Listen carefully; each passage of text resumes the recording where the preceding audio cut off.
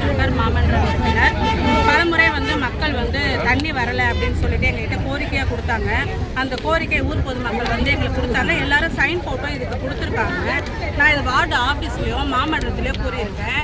உள்ளாட்சி பிரதிநிதிகளுக்கு அதுக்கேற்ற முறையில் கரெக்டான பதில் கொடுத்தாங்கன்னா நாங்கள் மக்கள்கிட்ட கரெக்டாக கொடுப்போம். நாங்கள் மண்டலங்களில் பேசுறதுக்கு கரெக்டான பதில் கடிதம் எங்களுக்கு வர்றது கிடையாது. ஏதாவது ஆடியோவோ ஏதாவது ரெக்கார்டு எடுக்கலான்னா ஒரு 5 நிமிஷத்துக்கு மேலே வீடியோ எடுக்க முடியல. எங்கள் மன்றத்தில் கூப்பிட்டு நாங்கள் போய் மக்களோட பிரச்சனையை சொல்லும்போது அதுக்கு என்ன ஆதாரம் இருக்குது? மாமன்ற உறுப்பினராக நாங்கள் போய் உள்ளாட்சி பிரதிநிதிகள் மக்களோட நெருங்கிய தொடர்பு கொண்டவங்க.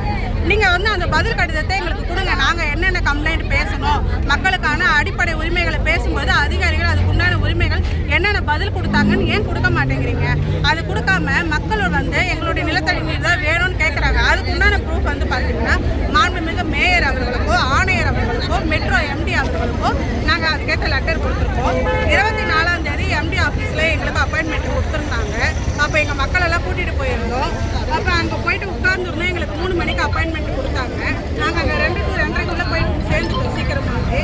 இல்லை எம்டி ஆஃபீஸில் சார் வெளியே கிளம்பிட்டாரு, அதனால் எங்களால் அவரை பார்க்க முடியாது. இல்லை சார் நான் வெயிட் பண்ணுறேன், 1 hour கூட வெயிட் பண்ணுறேன், எங்களுக்கு தண்ணி ரொம்ப பிரச்சனையாக இருக்குது, நான் மாமன்ற உறுப்பினரை கூட்டிகிட்டு வந்திருக்கேன், எல்லோரும் மக்களே எங்கள்கிட்ட கோரிக்கை வைக்கிறாங்க, நீங்கள் என்னவோ அது இறுதி முடிவே எங்களுக்கு சொல்லுங்கள், எங்கள் போர் தண்ணி